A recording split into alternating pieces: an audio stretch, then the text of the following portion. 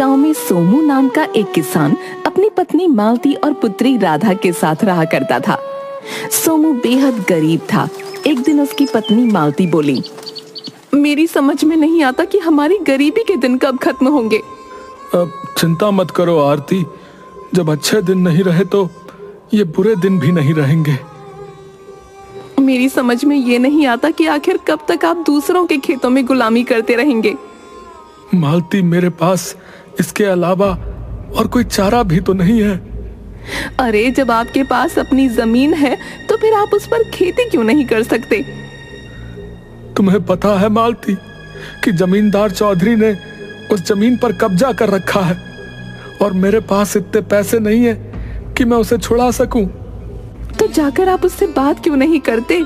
उससे कहिए कि वो आपकी जमीन वापस कर दे। आप उस जमीन पर खेती करेंगे और फसल बिकने पर आप उसके पैसे लौटा देंगे।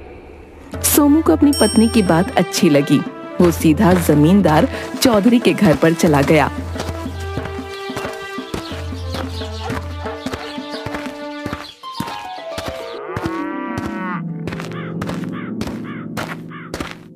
क्या बात है सोमू, क्या मेरे पैसों का इंतजाम हो गया है जो तुम मेरे घर पर आ गए? चौधरी साहब, पैसों का इंतजाम तो नहीं हुआ। और होगा भी क्यों? दूसरों के खेतों में काम करके तुम आखिर कितना कमा लेते होगे? मेरा ख्याल है तुम्हारे घर का खर्चा भी बड़ी मुश्किल से चल पाता होगा।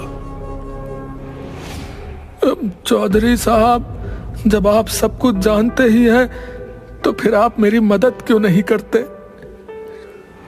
तुम्हारी ही मदद की थी ना मैंने, तुम्हें पैसे देकर, मगर तुमने ब्याज चुकाना तो बहुत दूर की बात है, तुम तो मूल तक नहीं दे पाए। अब आप मुझे मेरी जमीन वापस कर दीजिए चौधरी साहब। मैं अपनी जमीन पर खेती करूंगा और फसल बिकने पर आपकी पाई पाई चुका दूंगा। तुम्हें मैं क्या मूर्ख दिखता हूं, हैं? जब तक मुझे मेरे पैसे वापस नहीं मिल जाते तब तक मैं तुम्हें तुम्हारी जमीन वापस नहीं लौटा सकता। अब तुम जा सकते हो यहां से।